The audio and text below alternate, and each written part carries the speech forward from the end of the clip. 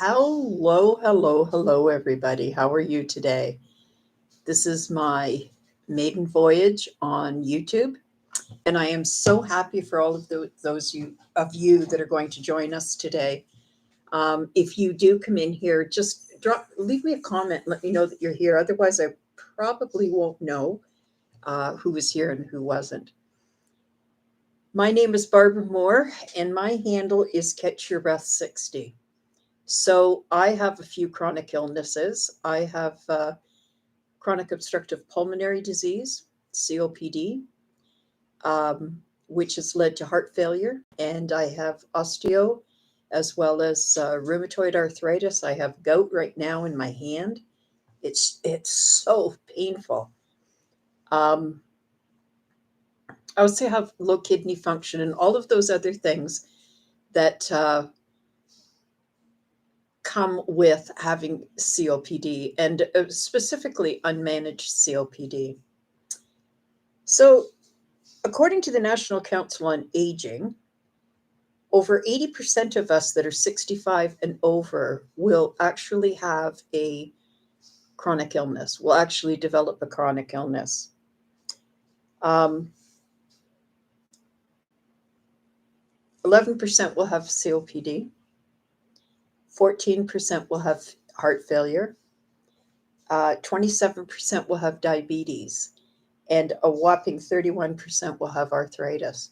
So I have arthritis, and I have osteo and rheumatoid arthritis, but I also have psoriatic arthritis, and I have gouty. It's called gouty arthritis. It's gout. It's in my finger, and it's just been so painful. I can't believe it. So this page supports those and advocates for people who have chronic illness. So one of the problems with chronic illness is that we all have shame and guilt. And I'm not even sure why we are carrying this shame and guilt. You hear the clicking of little paws in here. This is my dog, and she's a little whacked, if you don't mind me saying so. So we just let her do whatever she likes. Anyways, the shame and guilt, the shame and the guilt of not knowing how to stop this from happening. We often feel, especially for those of us with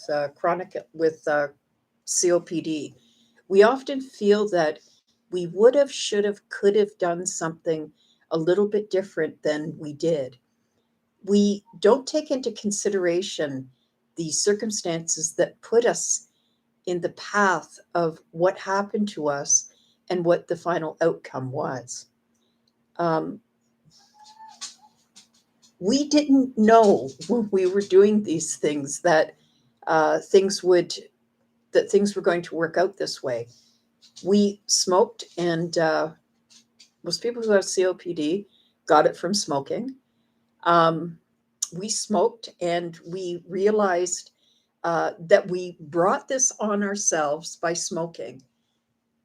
But we have to eliminate the guilt and the shame that we carry with us because of these things. These were not our fault. It was an environment of smokers. I was raised in a house of smokers. Everybody smoked except for my brother. My brother never smoked, and complained about it every single day, but nobody really cared. Nobody ever listened to him. And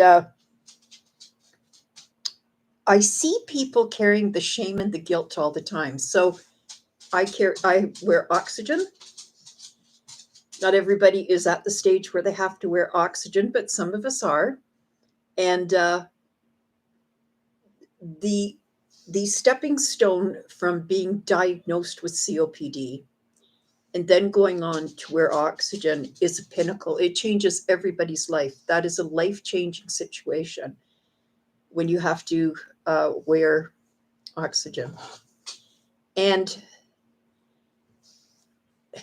then it becomes stepping stones of when you need to increase your oxygen.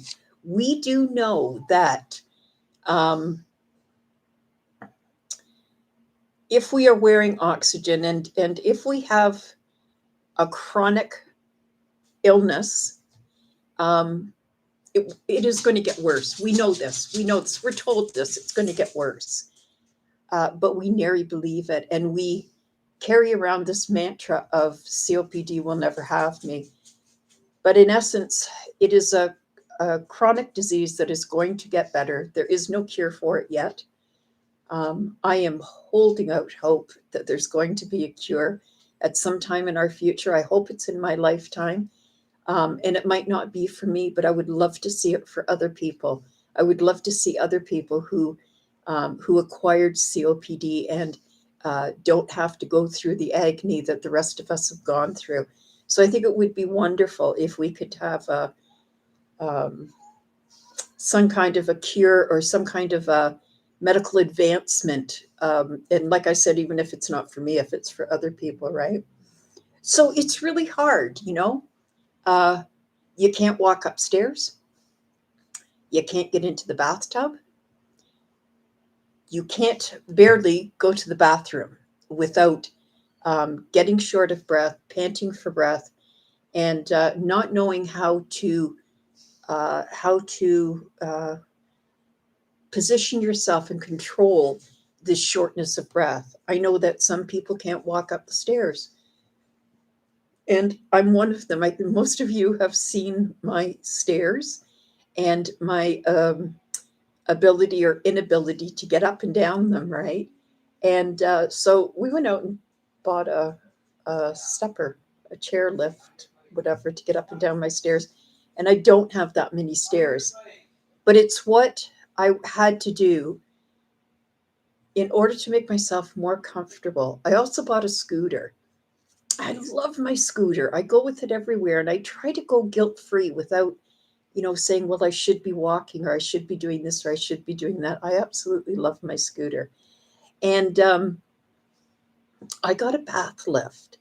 So I was looking around last night, and I was saying to my husband, man, when I die, you'd have a lot of stuff to sell, right? Like a lot of stuff, because it's all kind of expensive, right? And he said, screw that. I'm not selling it. I'm using it myself. So we'll get some use out of it, right? The first day that I had the stair lift put in, he was going for groceries, and he put them on the stair lift and rode them up the stairs so he didn't have to carry them. Positive self-talk is very, very important. And it's more important than people realize. That this is World Mental Health Month. October is Mental Health Month. And I prescribe to positive self-talk. I was taught this. I didn't know how to do this.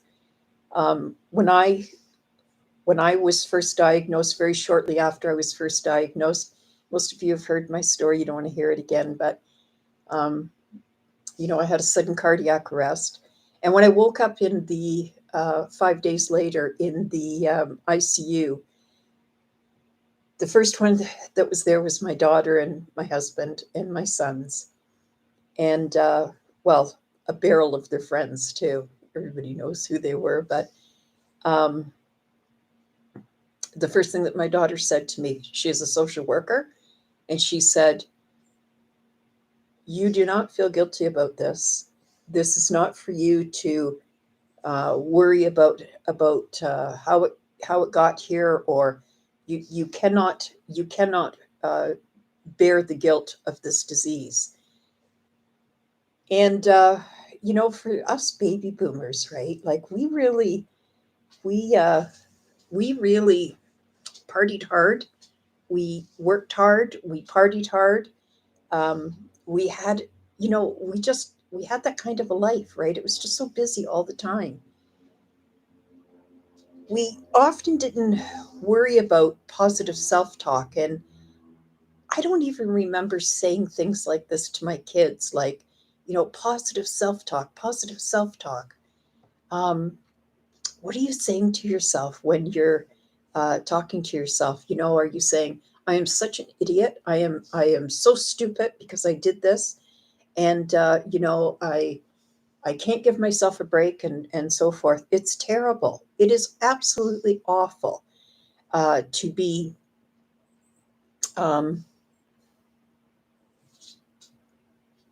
in a situation where you are berating yourself for something that you cannot control, because you cannot control chronic illness. It's the law. You cannot control it.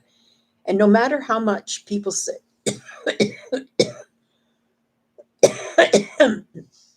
no matter how much people say, well, this is your fault. Excuse me. I have a friend who points her finger at me. Well, she used to be a friend. She points her finger at me and says, well, you caused this yourself. Well, okay, what I did might have mitigated um, the the situation that I'm in right now. What I did might have mitigated that. However, nobody deserves to live like this. Nobody deserves to have constant short of breath. Nobody deserves to have to push themselves to the point where they developed heart failure. Nobody deserves to have this. And it doesn't matter what you did to yourself, it doesn't matter what your circumstances were. A ton of people have COPD and they never, ever, ever smoked in their life. It's just, it's just the makeup of the animal. So I really prescribe to positive self-talk because I think once we realize that this is not our fault and what we did not cause it, right? I can beat myself up if I want to, but what is the point of that? It's it really serves no purpose. And honestly,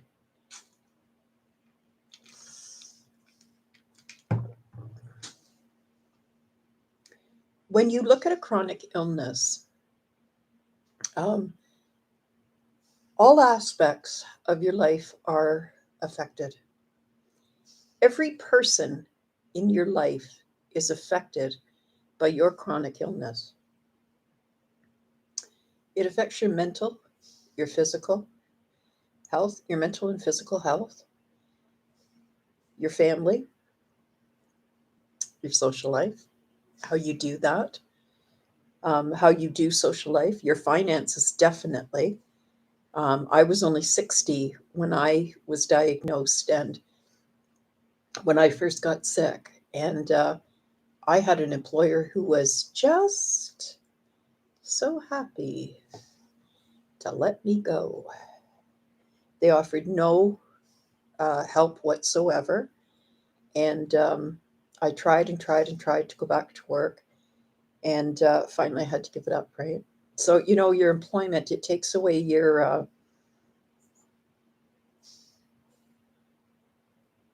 um, your employment, which robs you of independence. You know, I so I was 60. I was embarking on, my husband and I were talking about retirement. We weren't quite ready. We had just raised our kids. Our kids were just, old enough to be adults and on their own. We hadn't quite put the money away yet for retirement. And um, the last 5 years of my employment was going to be exactly that, putting money away for retirement. I had a good, steady job, and I lost it, right? I hadn't, I hadn't, I had no support there, right? I had absolutely no support there in the company. And so um, losing your employment and your independence and your financial status and everything, um, it shortens your life. It takes a toll on every family member, right? Whether they realize it or not. And I know that there is a ton of people out there who say, "Oh yeah, my kids don't believe me. They think I'm kidding," and blah blah blah. I don't think that your kids think you're kidding. I think that your kids are so darn scared of what this means to them and what's going to happen in the future. You know, most of us at my age have lost parents. And having lost a parent is not a good thing. Nobody says, "Oh, yay," you know. And I think that the kids get really upset. I think the kids really are worried about what is going to happen to you. What are you going to do? How are you going to do it? And what are you going to, exactly, Fred? Kids are in denial. The kids are in denial. We are in denial. And a lot of the comorbidities of chronic illness, such as heart failure and diabetes, is caused by our inability to adapt to the situation, right? So, what I did when I was sick, I ignored it, kept it a secret. Hang on a second. You put that dog outside and you're leaving? No, I took the cat out. Oh. Sorry, that crazy dog. Um, yeah, so, you know, I was in denial. I was keeping it a secret. I thought I was smarter than anybody else. Turns out I wasn't so smart, right? And I had 3 sudden cardiac arrests before I woke up in the hospital. And the doctor said, "Okay, now because you are insisting on going to work, doing a job that you cannot do physically, because you have refused to wear oxygen," which I hadn't refused to wear oxygen, but the doctor didn't give it to me. But he said, "Because you have not, because you have refused to wear oxygen, um, you now have heart failure." Yay! They thought it was right-sided heart failure, which is really, really bad. But it's not. It's just when you have compromised lungs like I have, and you don't give them rest, and you don't do anything to help yourself, then bad goes to worse. And there we are, right? Bob's your uncle. So at the time that I was diagnosed, they didn't know if it was heart or COPD, but they knew that I had COPD because I had been tested and I had been diagnosed. And so they treated the COPD. They had no idea what to do with my heart. And I had those angiograms and like I had everything. They checked everything. And they couldn't find anything wrong with my heart. There's no fat in it. There's no blocked arteries. There's absolutely nothing. So when you have heart, there's 2 different problems, right? One is a plumbing problem, and the other is an electrical problem. So the plumbing problem is your blood can't pump fast enough to go down to your ankle and come back up in a matter of seconds. And, that's something that's usually like there's a blockage or whatever, right? But when you have a sudden cardiac arrest, it's normally electrical. So it's like a socket that is not connecting with the plug, when the plug and the socket are not connecting, right? So it's not quite there. It's pulled away, when the cord gets pulled away a little bit, you go, "Why isn't this toaster working?" Because it's not plugged in properly. Well, that's what happens. That's the electrical problem that happens when you have sudden cardiac arrest, right? So whatever your chronic illness is, whether it's COPD, whether it's heart failure, whether it's arthritis, regardless of what it is, I have seen so many people that have said to me things like, "Oh, I would never use a scooter." And I'm thinking, why not? Um, Most people will say, well, you know, I don't need it yet. And that's fabulous. That's absolutely fabulous because I've been there, right? I was at that point where I said, you know what, I don't need it. And, but now I'm at the kind of at the point where I'm saying, I can't get to that doctor's office unless I have my scooter and there's nothing I can do about it. So off we go, right? So, yeah, I do what I have to live the best life that I can.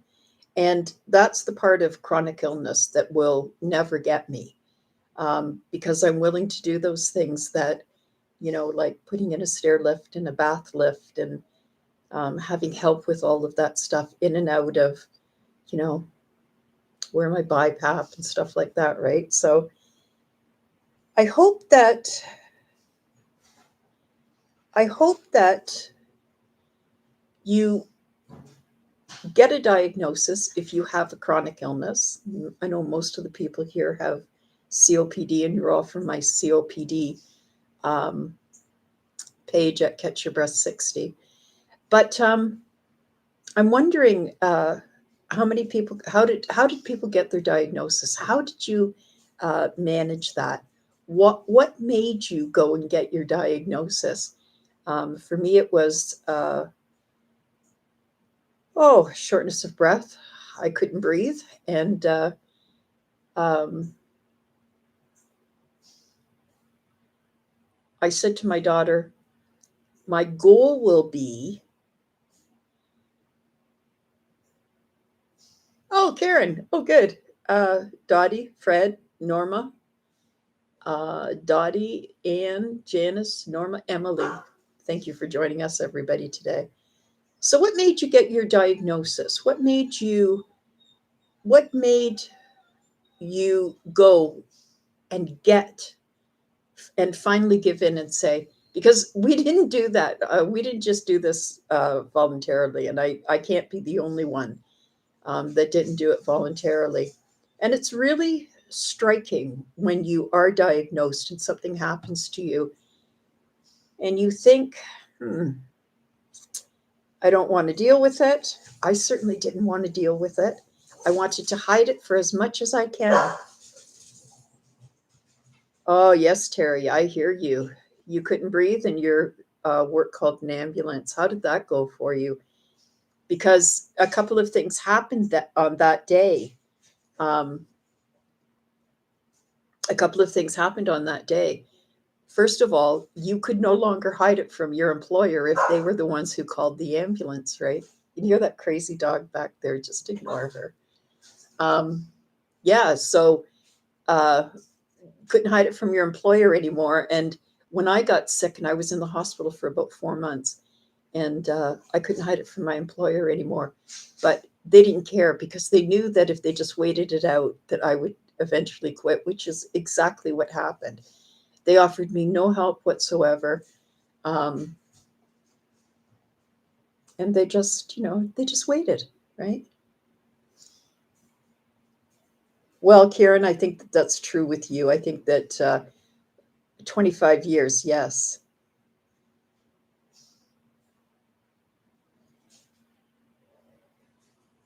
Yep, that's true, Beverly. Beverly says that she was at work and she was short of breath, thought she had pneumonia. She had already quit smoking, but the damage was done, and I was immediately taken to the hospital. Good for you. It's a shame, I think, that it has to get to that point where, um, we're calling an ambulance to get to the hospital. I think that that's such a shame. There's actually no reason for it. We should have been diagnosed much, much earlier. And, eh, you know, it is what it is, right? So I think my message to you today is if you have a chronic illness, stop with the shame and the guilt. This is not your fault. This is a circumstances that happen to you. So some of the reasons why, I came from a house of smokers. Not everybody got COPD. Two of us did. Um,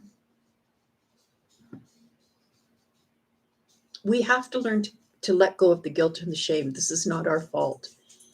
If you can't walk up the stairs comfortably, get a chairlift. You don't have to move. You don't have to do anything. Get a chairlift. If you can't have a bath when you want one, get a bath lift. If you need to lean on something when you're walking, get yourself a walker. Eliminate the shame and the guilt, because this is not your fault. Okay. And sometimes, I went to lunch with a girlfriend a couple of weeks ago, and we had worked together many years ago, for many years, about 15 years. And, she's always kind of shocked. You're still wearing that oxygen, right? Oh, yeah, still wearing the oxygen because, I'd like to breathe. And it's hard, but it's over and done with. After that comment comes and you make a joke about it, it's over and done with, right? So eliminating the guilt and the shame of having a chronic illness serves us all. So let's eliminate that. I thank everybody who stopped in today. I really, really appreciate it. I love all your comments. And please leave a comment. And if you want to, you are welcome to subscribe. I don't care if you do or not. But if you want to be notified when I go live, you can subscribe. Thank you so much, everybody who came today. I appreciate all of the information. And by the way, hi, Kathleen.